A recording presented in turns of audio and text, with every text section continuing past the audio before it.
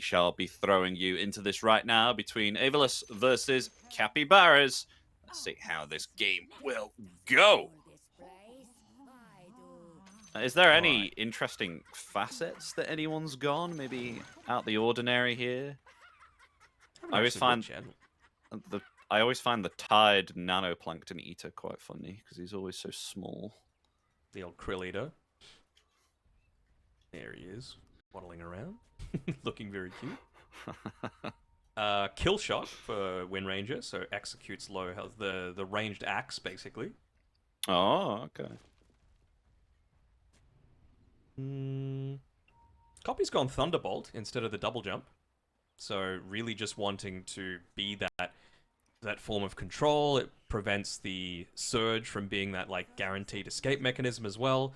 I think more importantly, they're just really wanting to get on top of this Nature's Prophet and make sure that it doesn't get off to a good start. There's a reason that it has a 98.5% contest rate. It's a really strong hero, you know, and he's got the Ironwood Treant facet as well. So if you leave this guy on his own, he's going to take your towers, he's going to be roaming around the map, he's going to be picking up his own farm, and I mean, I love the fact that that every single hero on the map gets hit by Wrath of Nature. The damage still caps out, but still every hero on the map gets hit, or every unit on the map gets hit that's visible, which it just makes the game so much easier to have all the lanes pushing out if you time it right. It means that the enemy team has to defend, it means they show their position, and you can immediately go for a smoke gank and catch them off guard. So how are you rating Warlock and Nature's Prophet on the lane? What do you think of this? It's alright. I mean, it's more important just about how you control what the enemy team has to throw back at you. So most of the time when you're playing Warlock, and let's say you were going up against, I'm just going to say like Darkseer Pos 3 and a Doom, or like Doom Pos 3 and a something else. You really want to prevent them from just diving you, and Fatal Bonds is a great way to be able to do that. You know, it pushes the lane out, it prevents them from just running underneath your tower and trying to go for these early kills, which is where I feel that Nature's Prophet might be a little bit vulnerable. So Seneko just wants to make sure that they get a couple of those early levels in, and they're not feeling too pressured. If they were going to be constantly trading, he would have been going for Shadow Word at level 1 instead. So clearly he's got a plan in mind. But remind me about Warlock's strong timing at 6 minutes. 6 minutes, okay.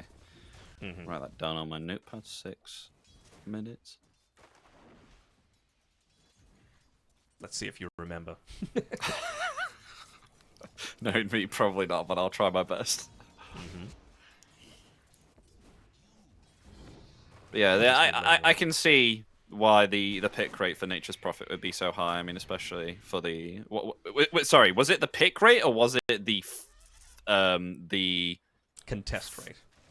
Contest rate, right? Both picking and banning. It's 90. Let's just call it 99% of the time.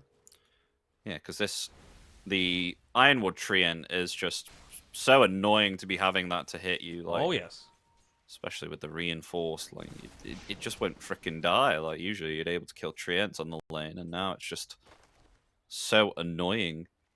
It's one of those things that you're like, okay, you can buy a Midas this game because you just instantly clear it, and it's so valuable to be able to have that tool at your disposal. Also, the Iron Talon, when that was available, that's certainly something that you can look to use to wipe out 80%, I think, of the Treant's HP, and it just makes it so much easier to be able to take it out, especially later on into the game. Yeah. I'm a little low on regen in this top lane as well. Both of them are out of tangos. I can see... Okay, they got a salve and another set coming out to them on Desire's Courier. So they should be okay. Jube has a magic stick charge, so it's okay. Not even going to get the Lotus, though, which kind of hurts.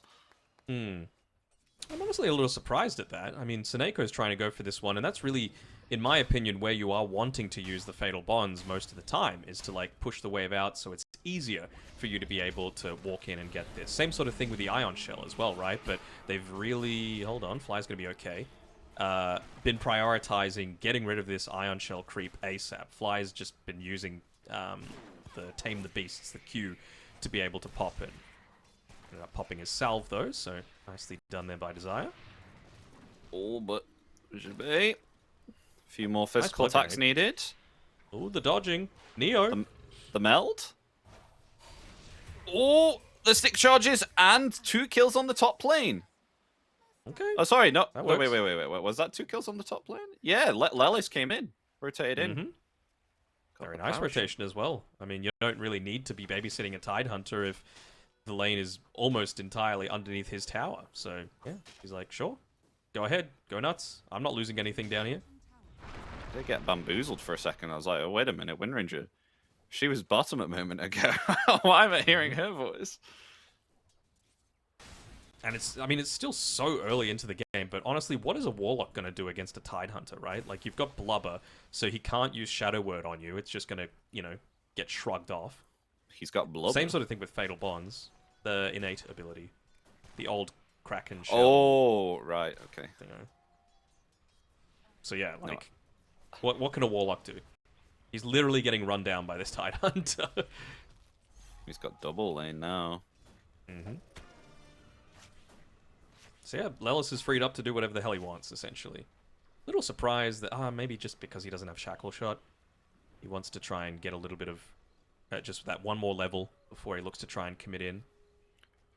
Speaking of Lelis, he's rotating with Desire towards potentially setting up for this 6-minute power rune, which, how is mid lane going? It's pretty dead even between Capy and Mobe. And 2 points into Avalanche and 2 points into Toss.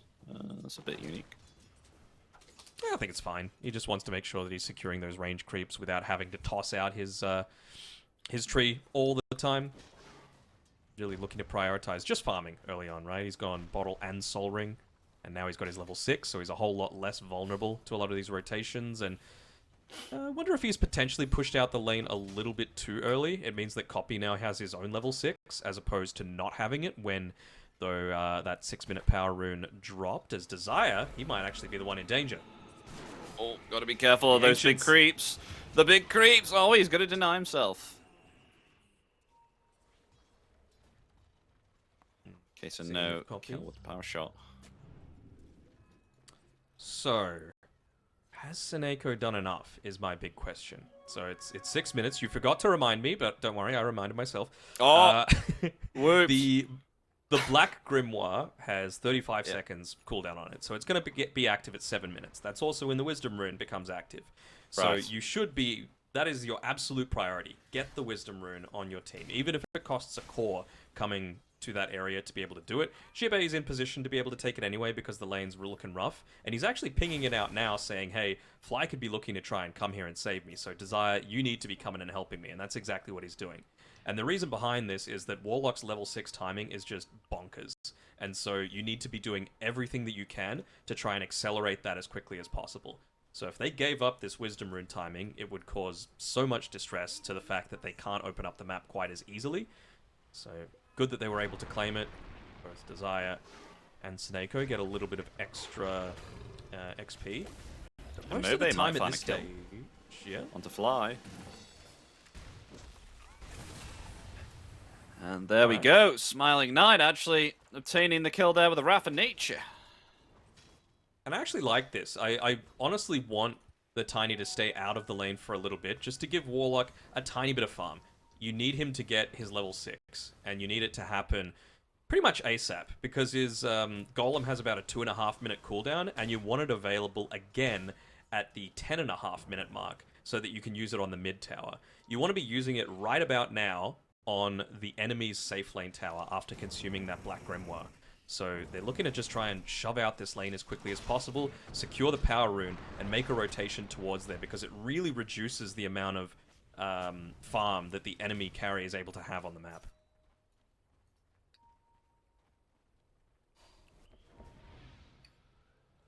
Doesn't look like they're going to be able to do it, though.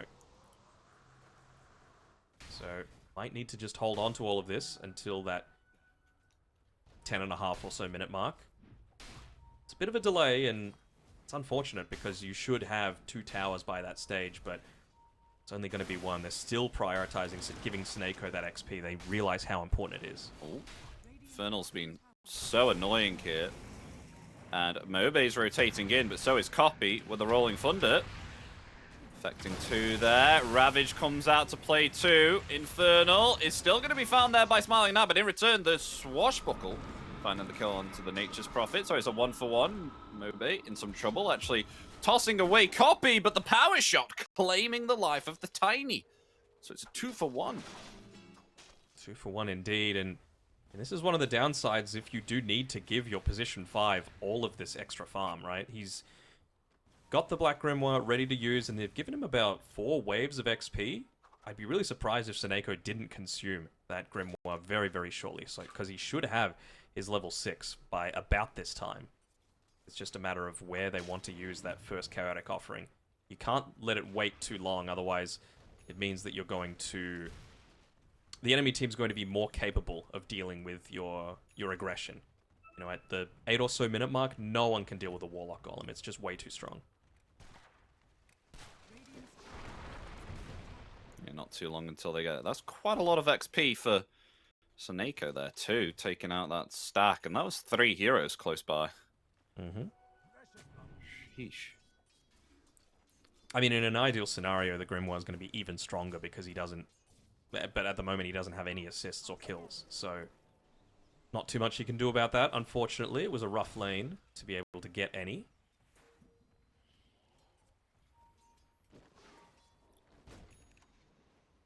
So we've reached that 10 and a bit minute mark, and by the time they clear out this next creep wave, I'm kind of expecting Seneko to just drop the rock straight away, but making a bit of a move back towards the rest of his team without that ultimate being available just yet. Oh, they're going to initiate onto Mobe. Has been stunned up there by the Rolling Thunder. And will be found by the power shot. Actually goes to fly there, and the Fatal Bond doing some damage to both the supports. I mean, he ended up using the Black Grimoire, but again, it was after Tiny was dead. So it's not stopping him from dying. I guess they might be able to take this tower with Jibe tanking up a few of these towers' hits and keeping that Siege Creep alive, so that's a good thing. Are they willing to drop the Golem onto the Tidehunter, though? They're even giving the Shadow Word over to the Ironwood Treant because that's what's going to be doing the most damage to this tower, and you just see all of the heroes coming through from Capy Baras to try and protect this tower as much as possible, but I don't want to go sounding like a broken record, but it really feels like they've missed a big timing here with this Warlock. Were they meant to get way more out of Seneko being level 6? Yeah, I mean, look at the net worth lead at this stage. It's going between 2 and 3k, just 11.5 minutes in. That's not really what you were designed to do. Maybe they'll try something now. Seneko's rotated top. Double damage activated here by Mobe. He sees them, though. They're walking around underneath traps. It's very nice defensive setup with the traps there by Kiritich, just to make sure that he's never in any real danger. He's hugging his tower. Yeah. Even willing to dive into him when Mobe has DD. Oh, the ultimate's ready, Mobe. Great oh my ulti. gosh! Not able to do anything whatsoever with that double damage. So now Jibe is out of there. And still, the Golem is at hand. The Chaotic Offering yet to be placed. It's a long cooldown, so I get why he wants to make sure he's using it in a really great time, but all he's done is just let Kiritich get uber farmed. And he might even be able to just quickly destroy it because of it. Like, he didn't have a Mithril Hammer, you know, 4 minutes ago. Didn't have a Dragon Lance either. And for them to be the first one to take the tower is really surprising to me. It's a 5k net worth lead already.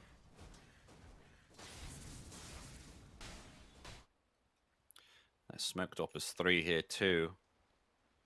Wonder where they're going. You don't go to basically every single TI unless you know a thing or two about the game, and Fly is showing why. Just leading the charge with his boys, trying to find someone off on their own. Won't be finding anyone here, so at least they can get the bottom tier 1 tower. That'll be gone. Oh, they're still scouting out. I mean, 10 seconds remaining. They might catch out Smiling Knight here. In the river, yeah, Rolling Thunder coming in. There we go. Going for him now. Diffusal Blade. Oh, I thought he was going to smash him up to He's the high kind of ground griefing then. himself there with using the Sprout. He's just giving him something to use the Shackle Shot onto. And there we go, Nature's Prophet down. Meanwhile, though, Mobe trying to find the tier 1. Oh, they're going to respond to this here too. Capy Baras trying to find more, and that is a big swashbuckle. Holy lord. Oh, the misses! The miss chance, though, yeah.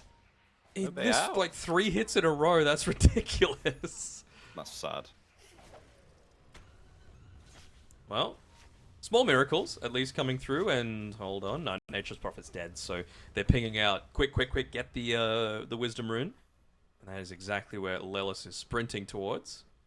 Don't actually have any scans available on AVULUS, so they wouldn't have known to be able to, that it was available to be picked up, so it's still just going to be a 1-for-1. What time do you think this offering is going to be dropped? Because I thought it was 7 minutes ago, and it has not been dropped a single time. And he is 0-0 and 0 on a position 5, which maybe not where I think in you want to be. 3 minutes. I'd be... how low is this tower? It's basically full HP. Might kind of be forced to use it up here. Because I don't think Capy Baras are going to let this tower go for free. They're doing a good thing as well, just dragging the creep wave, making sure that the AVULUS tower is also under consistent pressure. Yeah, they'll take the mid tower at least on AVULUS. That was all the Treant, basically. It's still so stupid to me. I kind of wonder what Seneko is going to buy as his first real item. Like, Solar Crest doesn't seem that bad this game. You know, buffing up your Nature's Prophet or even just the Treant can go a long way towards opening up the map. A little bit of extra protection and armor for yourself going up against the TA in particular. Feels quite nice. And once again, right at that 15-minute mark, we see Tormentor get picked up. So, got the Spotlight, excuse me, now available for Ringmaster.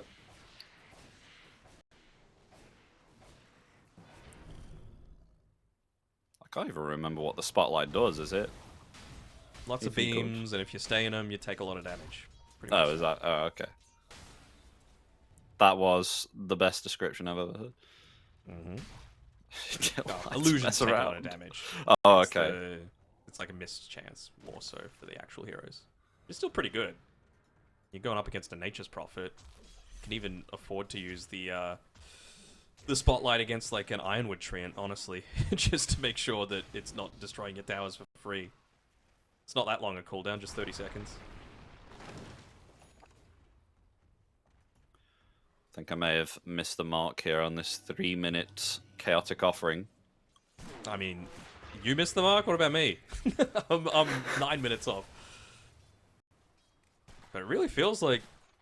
I don't want to say AVULUS are letting Capy Baras do whatever they want, but Capy Baras are just leading them around the map and doing whatever they want, essentially. And Kiritich is 25 gold away from being able to pick up a Blink Dagger, in addition to a Deso and a Dragonlance. So he is farmed as hell, and I would imagine that they're going to be able to trying to go for a gank now. Sorry, I'm just having a look at this potential D-ward. Very nicely done by Fly, because they're going for a smoke fairly shortly, I would imagine. Like, Roshan is ripe for the picking. Kiritich. Or they might meet. Mobe has a Blink Dagger ready. And TA has been revealed. And there's the toss. There's the Golem! The Golem has been... I think that is 3 minutes, you know. Mm-hmm. There we go, then. That's what they were looking for. But they were playing so well, Capy Baras, making sure that they didn't get picked off here. Yeah, I mean, I think he was farming in a relatively safe place. Both watchers were active at the time. He had a little bit of vision in his in the approach towards him, but they smoked. So obviously it was a little bit harder for him to be able to catch that one out. But yeah, finally the tower does go down, so it makes things a little more difficult. But the good thing for Capy Baras is they've already taken the Tormentor, so at this point that tower isn't a huge loss. And I think the other thing is now you know that there's no chaotic offering available as well. So they're going to feel a lot more confident at going towards this this Roshan for themselves. Agnim's obtained now by the Pangolier too. Straight from Defusal into the Ags. Kiritic on the front lines here too. Just attempting to take the middle tier one. Yeah. I mean, they got to be very careful here. Infernal's coming, and he's got a Mage Slayer, he's got a Vlad's Offering, so got to make sure he dies early, but I don't think they have the damage to be able to do it. And if they die, you're not just losing a tier 1, you're losing a tier 2 as well. Now. Yeah, Rolling Thunder, here we go. Dead in the water. On Desire. Rolling Thunder, connecting time and time again on the support. Support's in trouble here. There we go. The Meld will take down the Moeta straight up. So Nako will fall from the Swashbuckle. So both supports down here on AVULUS. And look at that. They'll just retreat straight out of there, just picking off those 2 kills. And there's nothing. 2 Roche. That they can do about Straight it. To Yep. Roche. Looks like it is. Straight to Roche. Mm-hmm. There's some defensive traps being set up there. Looking to quickly use that effective team fight to be able to do it. They're sending a couple of Ironwood Treants in here just to scout out, maybe scare them off a little bit, but I don't think they're going to be discouraged about going for this. I guess they have Wall of Replica, actually, and a Halberd and a Mech finished up, so could they look to go for it? Nice use of the power shot to be able to break the Blink Dagger. Oh, the traps too, the psionic traps. And maybe all that they were playing for was delaying Roshan, because he's going to start moving down towards the bottom side and throwing people here, there, and everywhere. Yep, here he goes. Does he grab the Treant? I'm not sure. I want to see. Come on. Show us, Smiling Knight. They all smoke. The smoked us for. Ravage is ready here too. But Offering's back up as well. So another big thing that they've been able to delay for. Oh, okay. Didn't get thrown because he was under the smoke, but still got bumped by the Roshan. Did copy. Oh, and nice Wall of Replica. Rolling Thunder coming in now. They're going to focus right onto the Warlock. And Warlock's going to be found before the Chaotic Offering can even come off. Rolling Thunder controlling up the Darkseer here too. That is Darkseer gone. 2 down with ease from Capy Baras. So now they want to go for more. Dead in the water. Desire. Going to have to activate the ultimate there. Going to save it for some time. But the damage is indeed there. That will not save you. And with that, the Moeta will fall also. So pretty much 3 for nothing there. Yeah, they're just moving so much faster right now on Capy Baras, right? Like, well, they're actually TPing in here on the Nature's Prophet, and Fly sees it. He's got an ATOS. A little bit on your own here. What's he going? Oh, I mean, Spotlight? maybe perhaps get the kill onto Fly. No, never mind. No. There's Capy coming in with the shield crash. He gets himself a mega kill, taking out Smiling Knight. Yep, this is what I'm talking about, right? Like, Fly is attended so many TIs for a good reason. Like, he is just 5 seconds ahead of everyone else, and 5 seconds is an eternity in Dota, professional Dota especially. So he just got there a little early. They didn't have any scans available on AVULUS to be able to check if it was actually a safe place to be, because Fly knew that he didn't need to be there to clean up the rest of the kills. It was far more important just to keep the snowball rolling with these Wisdom Runes, especially knowing that you're going up against a Nature's Prophet, and yeah, you got caught out on Smiling Knight there. Maybe they'll go for Kiritic here. Maybe not too far behind. We have vision here too with an Observer Ward. Yep, here we go. There's the Avalanche. There's the toss. Smiling Knight rotating in there with a TP. And an easy pick off there onto the TA, but the rest of the team rotating in. Ravage is ready here from Infernal coming into the back, but can they take down the TA before it's even cast? The save is there from Fly, and the Ravage comes out, connecting onto Free. Kiritic is going to be able to survive, and Smiling Knight has been taken out. The Rolling Thunder there as well. So Nako still not able to get up the Chaotic Offering. That is 2 down. With Capy Baras coming out on top now as they attempt to go for Jibby. And Jibby's found there too. That is 4 down with Desire also falling. Mobe's on his own. Will actually pick off Kiritic though there with a big Avalanche and Toss combination. It's in the river right now. Blink Dagger on cooldown for 5 more seconds. Will he be able to get himself away? He will not. With Capy coming in there with the amplified damage rune and getting the kill with his swashbuckle. I think he was resigning himself to the fact that, you know what, I'm going to die for this, but I got to make sure this TA dies. We can't have a 4-for-nothing trade. And without TA, they don't really have a ton of tower damage, so they're not really going to lose any objectives off the back of this. And it's worth him sacrificing his life just to make sure that, You know, they weren't able to get, if not a tower, even just a bunch of TA traps, because he's got the Aghanim shard as well around the AVULUS side of the map, so it would have just been giving up way too much information. I mean, speaking of information, they have information right now on Smiling Knight with this Observer Ward being scattered out there by the Power Shot, and in comes Infernal, attempting to TP now within the Sprout, will not get away, as the Shackle Shot is there, and Capy claims the life of the Nature's Prophet once again. You were asking if there might be any, like, teething issues with the AVULUS roster having a couple of these new people, and it does kind of seem like people are on different pages with their priority at the stages of the game, right? Like, one people wants to farm, some people want to get a little bit more net worth and experience for themselves, and they're kind of all over the place. It's 13k behind now, just at 24 minutes in. Yeah, it's looking rough. There's still an opportunity for them to always counter-initiate, though, right? You know, there is, but we've seen one chaotic offering 25 minutes in, and that's not enough for me. No, like, it's such a good spell. Did end up going the Solar Crest, though, so I like that.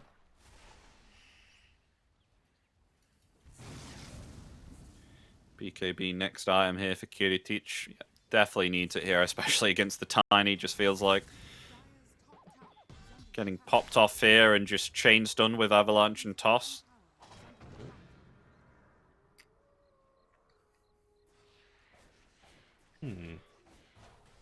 Wonder why they're backing off a little bit on Capy Baras.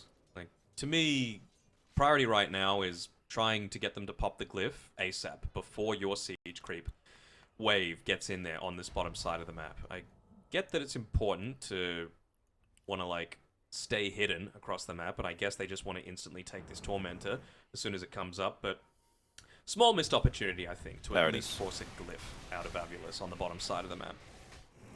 And they see Jipe, actually. Capy not there for the Tormentor. He's got the Thunderbolt, he'll be fine. Oh, yeah, this Rolling Thunder doing work.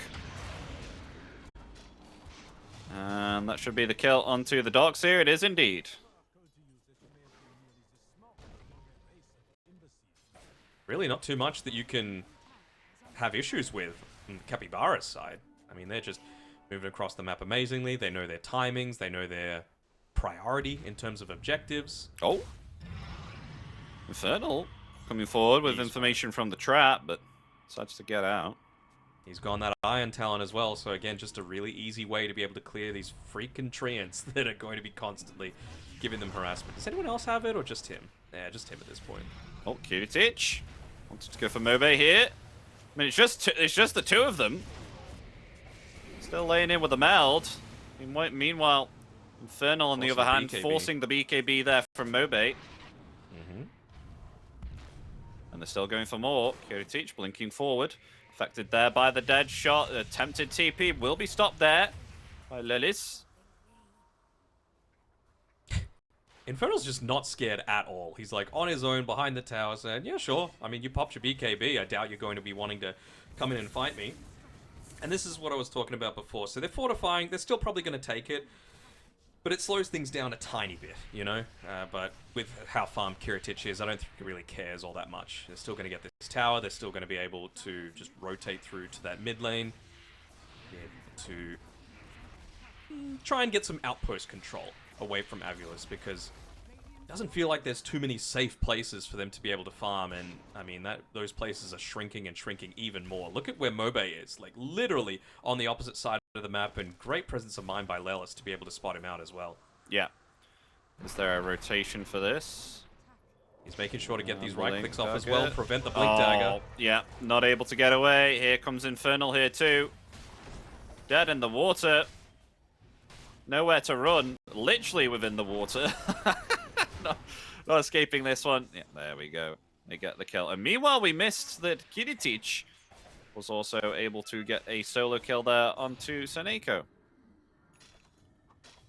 Yeah, it doesn't feel great for the Warlock to get that one. At least they got the double wisdom, you know, small things, but I would say your mid laner dying when he's bottom of the core net worth, nearly below a Ringmaster, is not a great trade. It's not.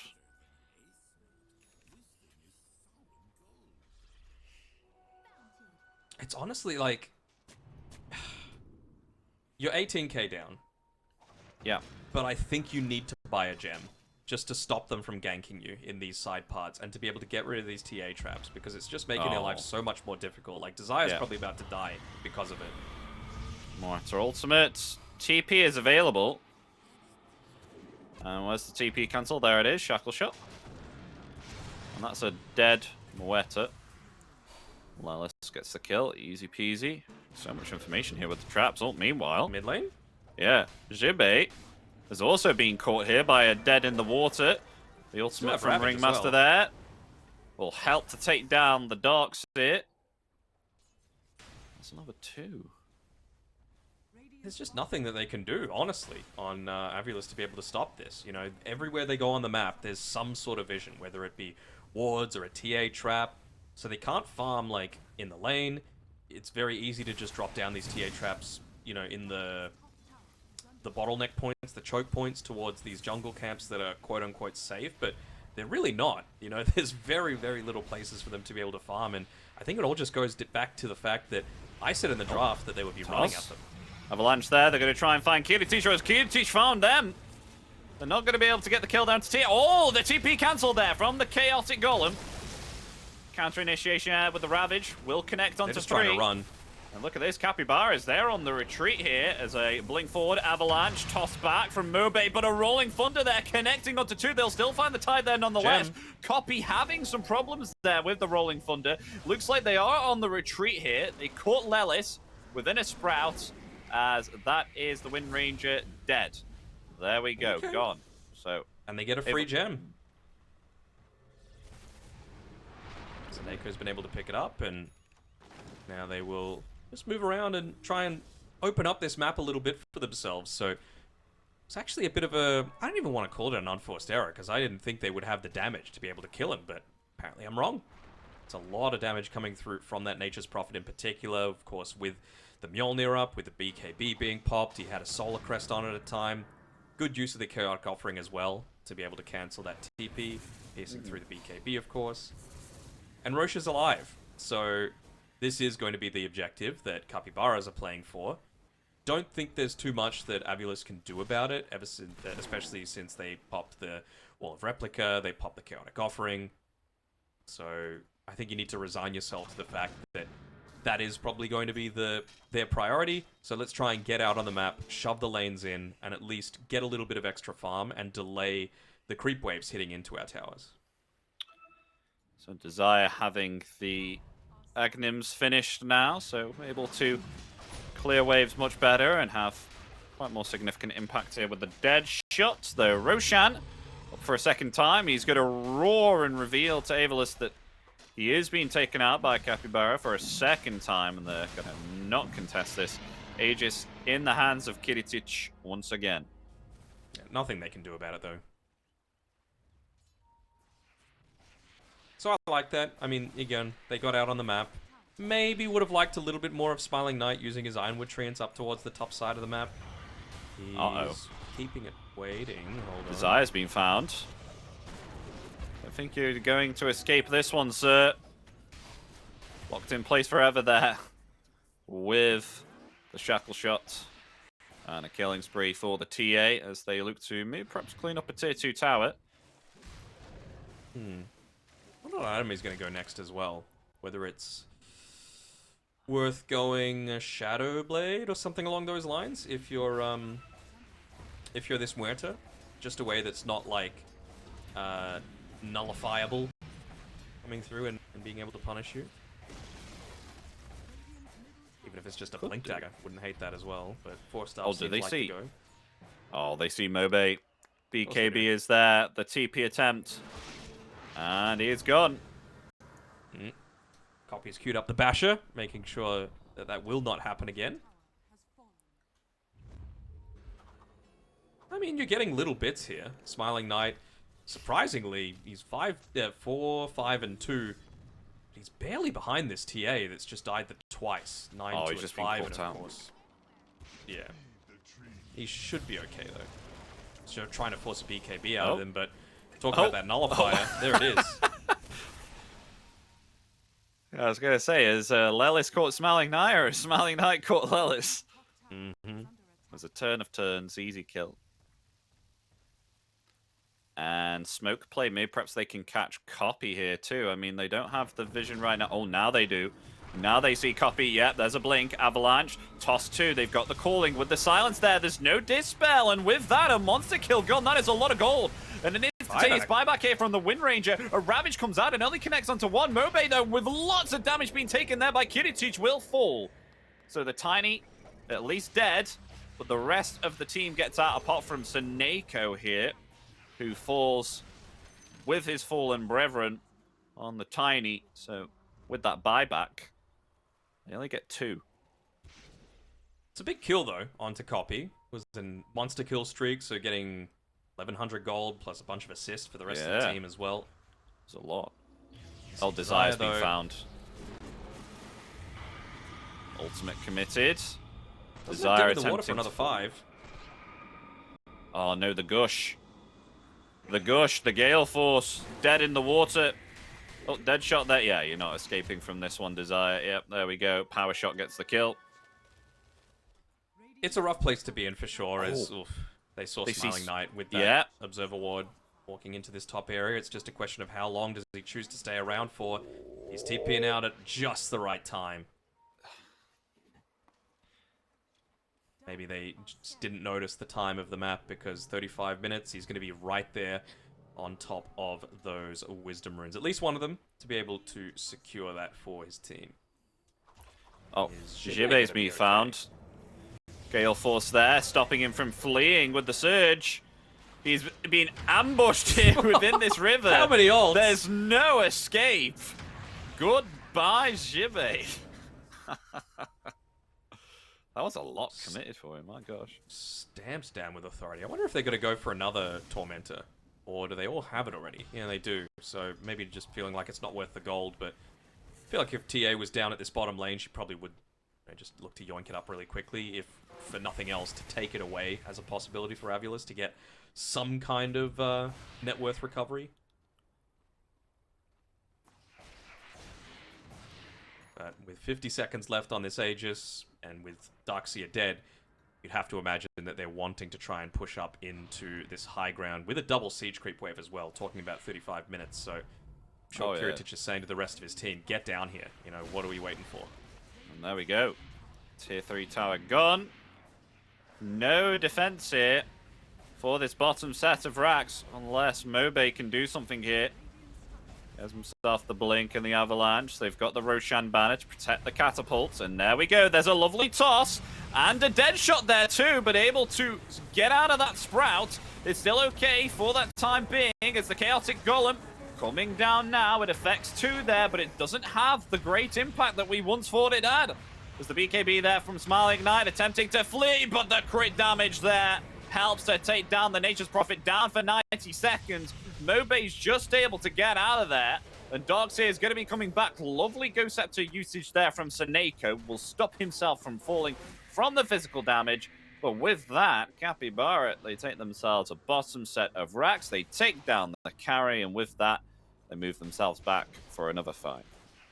Sure, why not? I mean, they've got another glyph available because they did take out the melee racks, but I don't think you're afraid of that much. Kiritich didn't even use his BKB in that engagement. He's the only one with it left. Still not. Need it. Fly keeps on saving him. Oh, maybe there's the Avalanche and Toss. Kiritich, he's still okay. The BKB's there. Ravage onto 4. Boy, oh boy, and that is Mobe down. Along with Jibe there too. And Jesus Christ, a meld!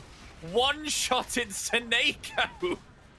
Didn't have his finger on that Ghost Scepter button that time around. Did it just see what could happen? He's going to buy back, but I think it is all for naught, because they are looking to close this one out on Capy Baras. Yep. Oh, the buyback there.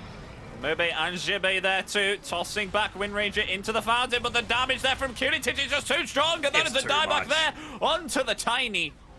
They have the glyph. They're still not calling GG. Smiling Knight back in 10 seconds. Kiritich not with a BKB here. Still able to blink away though. They're not as worried, right? With the Tiny dead, what's your forced movement spells that you have to be able to push people out of position, essentially, is what I'm assuming they're thinking. But you know what? They'll just take their wins. They've gotten 1 tier 4 tower down, 2 full lanes of racks.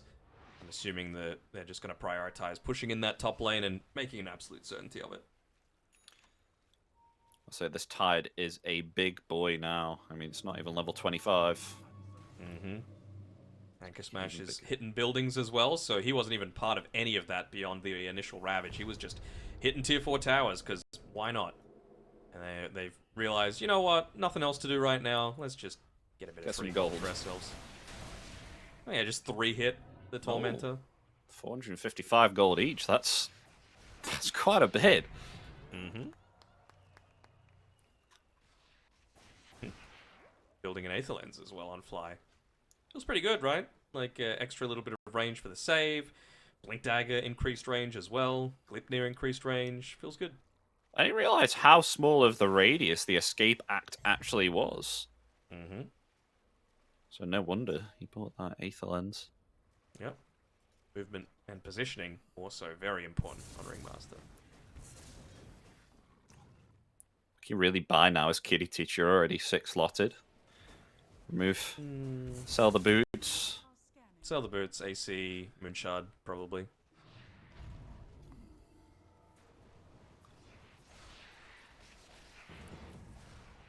I'm a little surprised they haven't put more emphasis on this top side of the map, to be honest. Yeah, still tier 2. I mean, they might do it. They might do so now. They're starting to move themselves. But I'm just waiting to see how big a Tidehunter will become at level 25 with this player Saw Eater. Mm-hmm. It'll be a big boy. I don't think we're getting a 60-minute game. So no extra late game Tidehunter. Not smoked up though. Speaking of Tide though. Tide is going to get jumped here. There's Avalanche and Toss and a break there too. Right onto Tide, and Tide is gone. The TP's not quick enough, but they're still going to go for something here with Tide actually buying back and coming back through the outpost.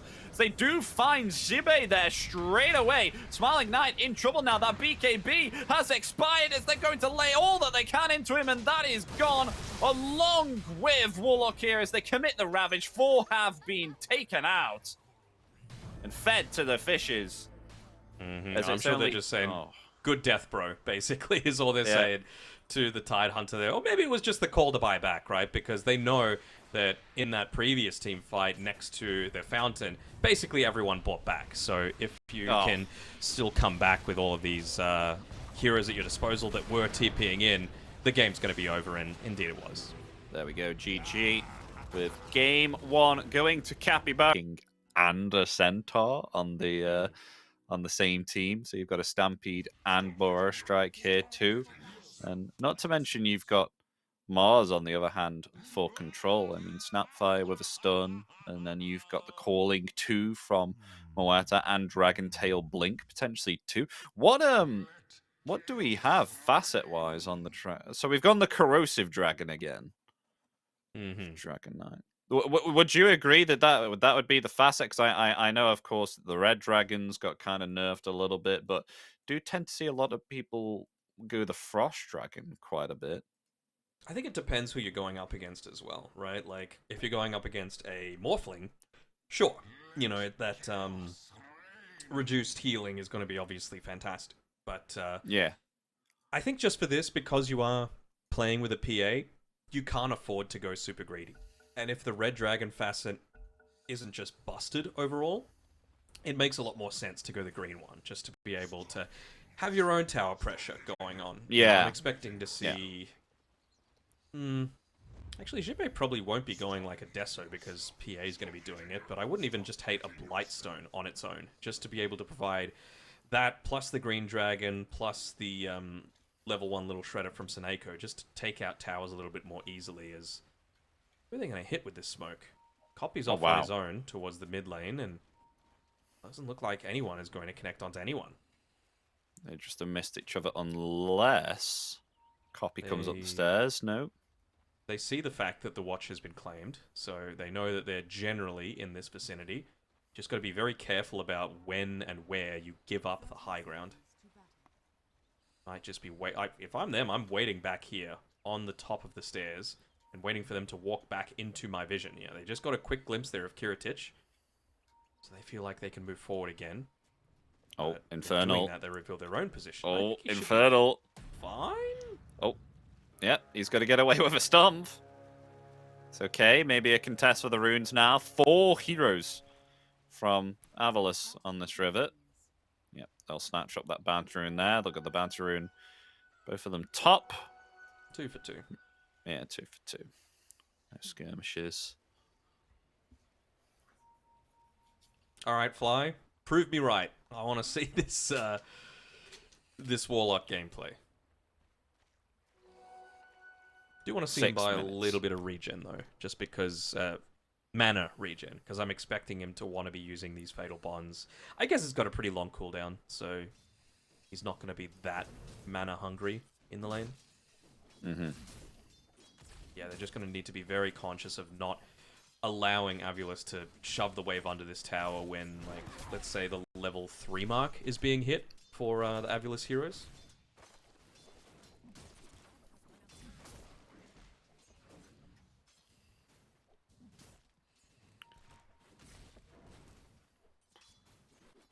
Just Moet is a really annoying hero as POS4. Just the attack animation along with the attack range too. Such a lovely harass ability.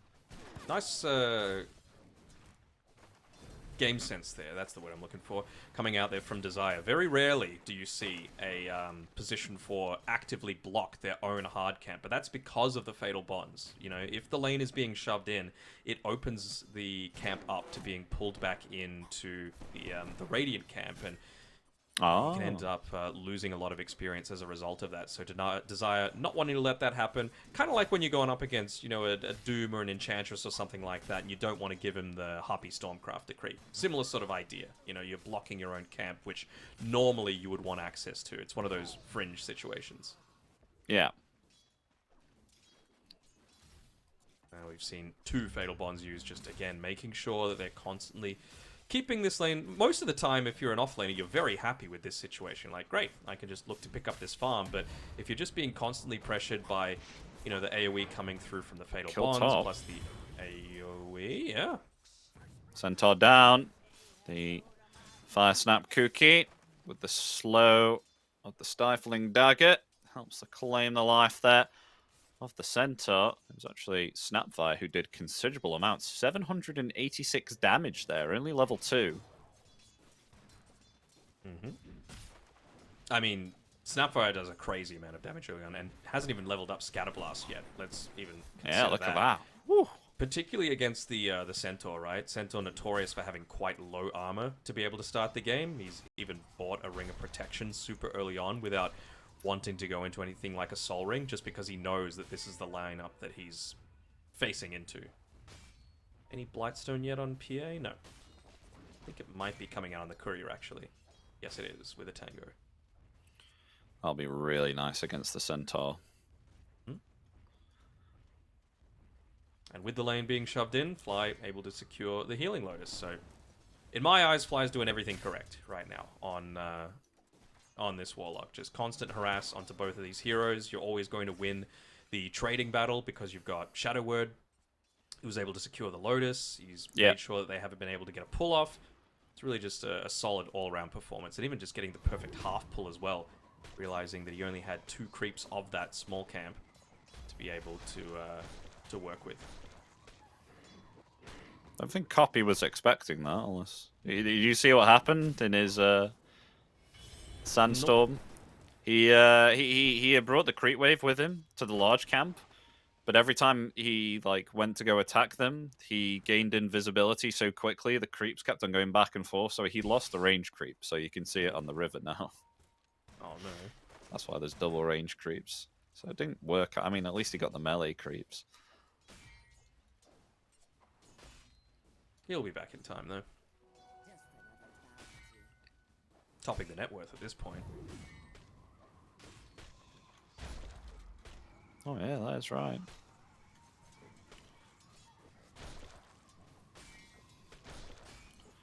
And oh, stomp onto P8. That's considerable damage there with the power shot. Blood Grenade 2. Infernal actually backing off. Seneko taking some damage from Lelis there. Physical attacks. I'll be honest, was not expecting 2 points in the little shredder from Seneko. And I get it, you know, going up against Centaur in particular with a PA that's got Orb of Corrosion, as they might be looking to make a bit of an attempt out to him once again.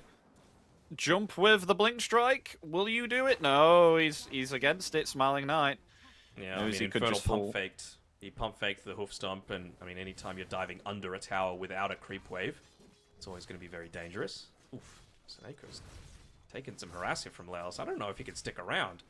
He's got 8 one charges. He's even got a... Yeah, maybe. No. Oh, wait. What? Oh! Easy. I mean, damn! He's been pushing back and forth his courier that had raindrops on it as well, so he would have lived if he just sent it forwards to him. Even with the kill shot? I think so. Because it wouldn't have given him the damage that it needs to be able to push him below that kill amount. Don't fly. Snap Fire Cookie connects. Smiling Knight. No, Infernal's protecting him.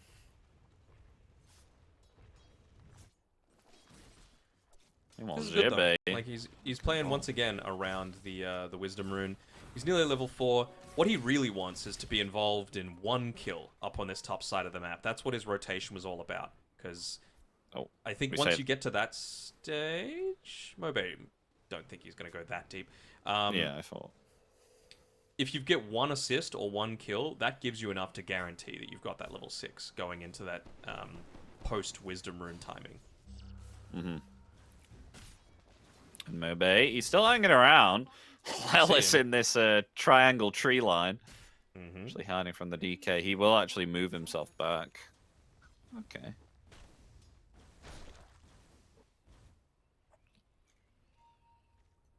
Kidditich here too. He's completely free farming. He is fine. Fly has done his job. And now Terrorblade is just free farming on his own. Making stacks now at 7 minutes. Yep. Making his own stacks. I think he's got a Clarity coming out to him as well as a Sentry. Just to provide a little bit of protection. I mean, that would be perfect for Fly. If he's just got the Wisdom Rune XP. He's actually moving towards mid. Maybe just wants 1 wave worth, which is why Copy's gone back to the jungle. So that can work as well. I really want to see him start to make a move back towards top. Once he's farmed up this wave. And if he can get a D ward as well off the back of that, I mean, the XP from the Observer ward is going to be plenty to be able to put him in really good stead.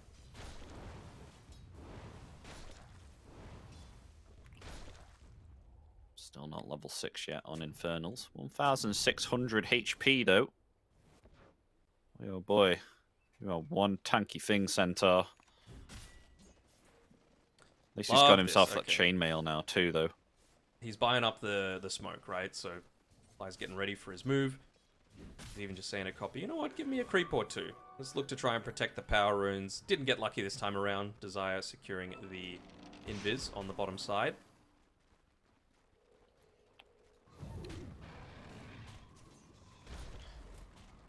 Oh, and Infernal. Attempting to flee. Oh, Blink Strike and Cookie at the same time. He's okay though. Fly coming in with a level 3 Shadow Word, so Centaur is going to gain all of his HP back pretty much. Yep. Even just hanging around with the boys while they get some ancient creeps, a little bit of extra XP. So level 5.5 or so. So maybe it's going to be a little slower than the absolute ideal because he didn't get any kills in the lane, but I'm expecting it to still be at that 10-minute mark, that we're getting a lot more aggression coming out from this Warlock.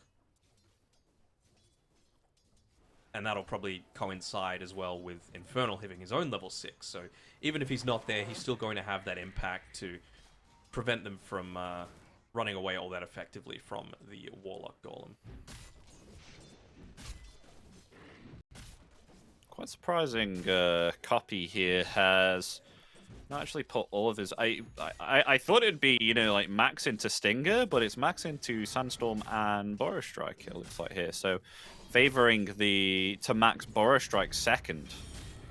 I think he knows that Centaur didn't have a great lane, so the impetus is on him to be the one making a lot of these early-ish plays.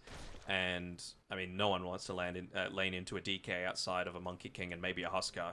So better to just get the farm where you can in the jungle. Zibe gonna be okay is the thing that I'm looking at. Yeah, he doesn't have any vision here, so Capy. Oh, he's backed off now, hiding by the tree line. Nice Spidey senses there.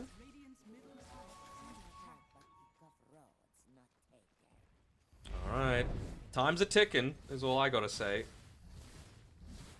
10 minutes. Siege creep wave is here. But the boys are not together on Capy Baras.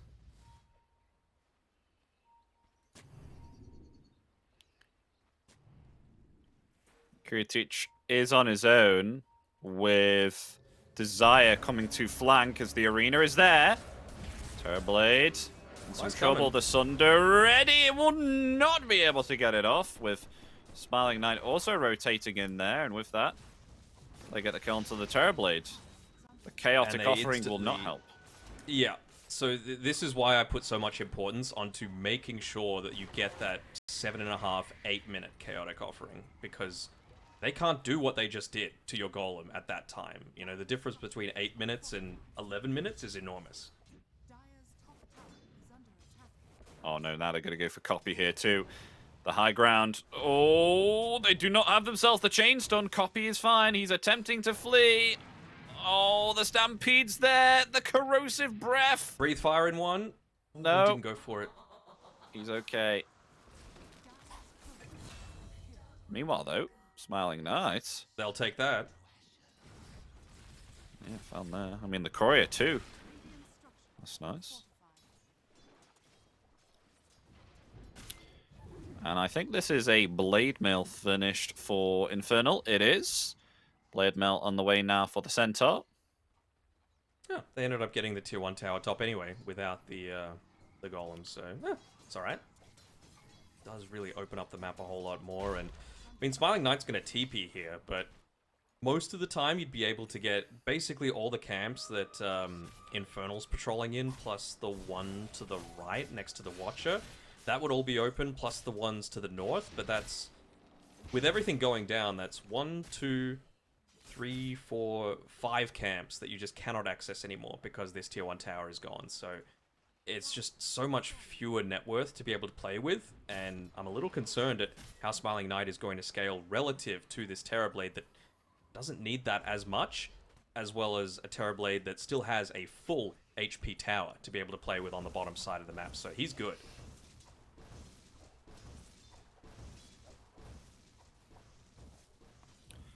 Still yet to see Capy utilize this Blink Dagger that he's pinked up. Just doesn't have the chance to actually initiate with it yet. Just no vision at the moment. It's not too bad to counter-initiate with it either, though. Oh, they just smoked underneath a ward, though. So I wonder if, yeah, they're just going to back off to a really defensive position here. Maybe just dangle Seneko. Snapfire with Fairy Fire, Raindrops, Wand. Very tanky. They want a much juicier prize in Smiling Knight. They know that he's going to be farming a bit further back. Oh, yeah, blink forward. Oh, there's the Boros Strike 2, and that will be enough to take down the PA. PA found the Stampede there now too. Capy will get out with ease, as meanwhile they've caught themselves Desire. And the power shot claims the life of the Moeta. That was big damage from that power shot. I was about to say, is Jibe actually going to look to try and continue with this? Do they have the damage? They caught two. The chaotic offering, though, it comes down. Capy is still alive in this sand cloud. And there we go, 3 down. Smiling Knight is back alive. That power shot just missing Jibe there. PA's back, though. Try and take down the golem. Yeah. Gold. A lot of net worth to be able to try and pick off. Are they going to bait it? No. I mean, they use basically every single ultimate to be able to defend against that, but net worth lead continuing to grow for Capy Baras, so They're very happy with that situation happening. Copy. Oh, activating the double damage. Oh! He got the kill on 60 HP! Damn! Mm-hmm.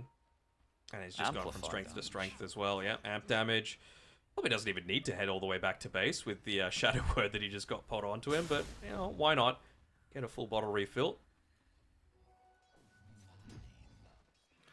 Going for a BKB next now, surprisingly. Suppose identifying that the arena committed there from Jibe did quite a substantial amount to him, so not really seen a Sunken get a BKB this fast before. He knows he's going to be the front line, right? Like, that's the real thing for him. His job this game isn't to do damage, it's to be a distraction for the rest of the team, to enable, you know, your Terrorblade, your... even Centaur, honestly, to come in and, you know, be that other threatening presence that they have to be considering. Once again, very nice timing, though. Not with a TA, but still very, very quickly giving Fly his Aghanim Shard. So, doesn't actually have a point in the upheaval yet, so it's doing nothing right now. But it's, you can get one value point. Maybe not even next level, level 11. As a Warlock player, are you disgusted or are you fine with this? I'm fine with it.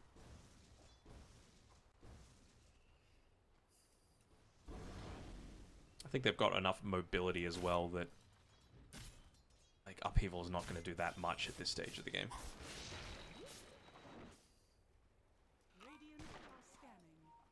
So, what was the other thing that I was looking at? It was who's going to be like your aura builder on the AVULUS side, because Mars does not do it. You know, I think Jibe's build is correct. Like, of course, he's kind of suffering on the net worth front right now, but this is what you need to do as Mars. You know, you are the initiator. You're the one trying to spear back towards the rest of your team off the back of a Blink Dagger, even if there's no arena. Oh, hold on. Infernal's the main target, but he is very tanky, and he's even got a preemptive Shadow Word on him. Oh, Fly. Oh, yeah, that's Can he dodge? He's faded his blade mail. They'll go for Fly, yeah. Dead shots there, and the spear just helping Mobe get the kill. More importantly, though, it enables Infernal to TP away. So, yeah, it's only a support that dies. No biggie. His Chaotic Offering still had, I think, a tiny bit of time on cooldown, so it's not like he could have really done anything at that stage anyway, other than be a moving Observer Ward, essentially. Once he comes back, though, I'm really expecting him to group up with the rest of the team and get some sort of other objective. They might be able to get this mid-tier 1 tower just off the back of TB with the Demon Zeal. Not even showing the real hero. He's just close enough that the they get the damage bonus from the Dark Unity innate. There we go. Tower gone. How is Mobe actually doing here? Going for a BKB on the Dragon Knight. Pretty close. That will really help, especially against the Sand King. Yeah, honestly, once you've got that, the only hero that you're really worried about is Terrorblade. And yes, Kiritich is incredibly farmed, so that is still going to be a cause for concern, but it lets you feel so much more confident in just jumping into the thick of things. A pipe finished for Infernal. So really much magical damage here for... Oh, yeah. Plus, oh, Epicenter, Boris Strike connecting onto 2 there. Desire is found and taken out. Jibe. He's going to be able to use the spear there and stop Kiritich from coming forward, but a Boris Strike connecting onto the Mars, and Mars will be found and taken out. And that's 2 down. Wanted to try and go for more here, but Seneca will get himself back underneath that tier 4, and the power shot not connecting there either, or else that could have potentially been a kill too. Yeah, I'm not sure if the raindrops would have been enough to save him, but he almost connected with a full-strength Scatterblast onto a blade-mailed Centaur, so it would have definitely got him low enough for that that power shot to kill him if it hit. Still got a few power spikes to come, though, on AVULUS' side. Obviously, just having a Glimmer Cape is going to be very nice for those sorts of dives. It probably would have kept Mars alive if it was available. Level 10 is pretty huge as well, just getting that extra 70 Scatterblast damage from the right side of the talent tree. Remembering that it does amp up as well by 50%. So you can get a lot of surprising snipes and clear creep waves from a fair ways away as well, which is really useful. And yeah, they do see vision of Infernal. Pushed popped? back there by the spear. Oh, now he pops everything. And the TP cancelled there by the Blink and the Dragon Tail from Mobe. Meanwhile, Desire is being chased here by Capy in the river. Here comes Kitty Teach. Activated, Pierce the Veil. They're just not going to scared be at able all. to TP. They needed 3 heroes to kill the Centaur up top. They know that there's not going to be any sort of backup coming for him. And yeah, there we go. Oh, Kitty Teach still gets the kill though with the illusion. I actually burned a lot of time on Desire. I've been really impressed with how he's been playing this Muerta, to be honest. I mean, 0-4-1, yes, but it's still... He's doing everything he can with the cards that he's got for himself right now. Surely you don't use the Epi just to kill Seneko. Yeah, no, just enough to get him scared, I suppose. He's a little low on mana on Capy.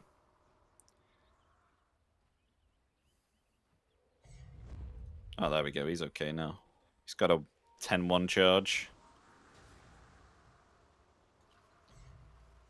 But this is the sort of game style that you need to be playing if you've got a Warlock, right? Like, Chaotic Offering's up in 5 seconds. Where is he? About 5 seconds away from trying to fight into, if not the tier 2 tower, Wisdom Rune's right there, ready for the taking. So Kiritich is in position beforehand. Hopefully, for his sake, he doesn't blink in on Mobe into his own death. Well, Mobe's just been revealed there with the dragon form. Was going to come evading forward out the here illusion. for the Wisdom Shrine. Is now Capy coming forward where the epicenter and the Sand Cloud.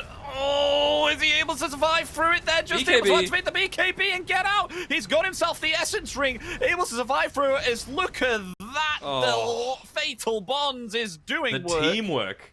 Jibe will be taken out. That was beautiful. I mean, he got absolutely everything. This is a team that is all on the same page, right? And that comes from having a strong leader. You know, they called out that they were baiting the Wisdom Rune with the TB illusion. Then he goes in onto the backline. The people that don't have a BKB, it still forces a BKB to be popped. Chaotic Offering slows things down long enough, gets the Shadow Word off, gets the Glimmer Cape off, gets the BKB of his own off, and the Essence Ring, and it's enough to bring him back to safety. So it's just the perfect symphony of skills coming together for not a full team wipe, but I mean, what more could have you possibly wanted? You know, kill onto 2, you get the Wisdom Rune, and you get the tier 2 tower.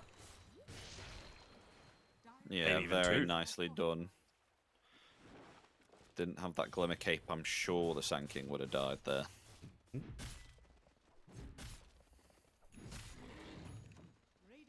Speaking of Glimmer Cape, actually, do you think it should, you know, go back to its original form? Because I feel like it's a really strong item, Glimmer Cape, these days. When mid-Huskars are picking them up, it's got to get nerfed a little bit, in my opinion. It doesn't need the movement speed increase. Like, I think that's just a little silly.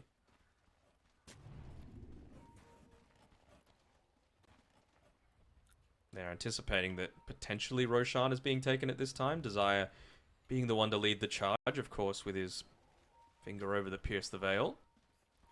Not sure if they actually saw with this Observer Ward where exactly Capy Baras were looking to go for, but they're under the cover of their own smoke now. Yeah. Maybe not Kiritich? Oh, they may meet. Just walked into it. Oh, who's going to take first lead? Smoke's going to break. Oh, the arena comes out there. They have caught themselves there terribly. The Stampede coming through, though. The support's in trouble here as now there's the Mortimer's Kisses. There's Capy, getting that BKB there with the Boar Strike there too, and the Epicenter PA just able to get out, and Desire is gone. AVULUS now on the retreat. Seneca's going to jump there to the low ground, but will be found nonetheless here by Kitty Teach. There we go. Double kill, and the supports will be found. A little unlucky there that he had about 10 mana short from being able to get the Stomp off to be able to take out Jibe, but again, just nobody dies. And you just have a look at the actual damage being put out in the fight recap. Like, it's not a lot of damage on the right-hand side for AVULUS. Like, no.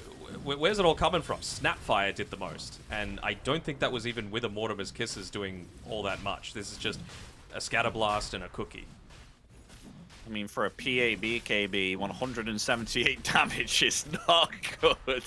No. In a team fight. reeked of desperation, unfortunately. And I mean, they did make the jump quite effectively as a whole team. It's just the spells didn't come off. Nothing died.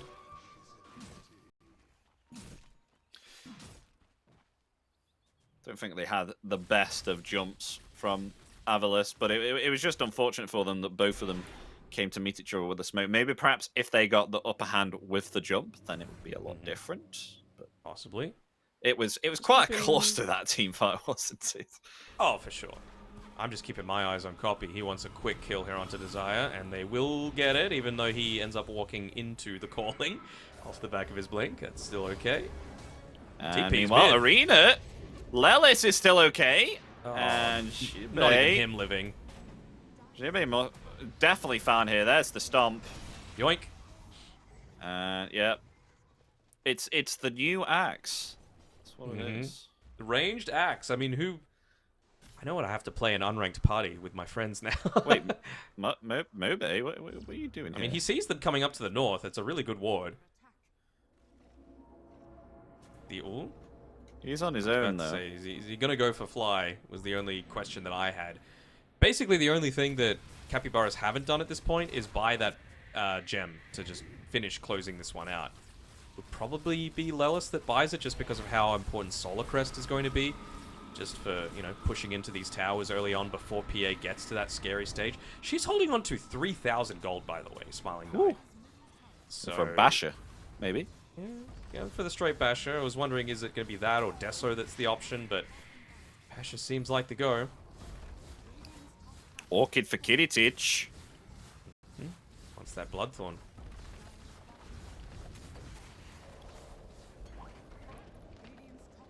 So there we go, finds the bottom set of ranks. Being able to have True Strike against a PA in these team fights is such a useful tool to have, right? Like, it essentially forces out a really early BKB. You just hold it and wait for the BKB to expire. Use your Stampede to kite people around. Use the Upheaval to slow people down and make them not want to fight, and then jump back in because you've got, what, 2 Blink Daggers to be able to do it. Jibe needs a good opportunity here with this Arena. He's going to need a great one. Bash from Dagger, but turn it around. Sunder and Boris Strike. Smiling Knight with the BKB is still okay. The Arena coming up now. It has caught 2. Capy is still okay here with the BKB. The Stampede is there now. Seneco's going to fall, and the Dragon Knight in trouble even for this BKB. Mobe is going to fall here by the hands of Kiritich. Double kill for him. As it's only over. 2 remaining. Yep, GG is called. Oof. That's how you play the Warlock, Capy. That's how you do it. Fly just constantly in the right place at the right time, playing much more aggressively, looking to try and use that Golem in a really strong stage.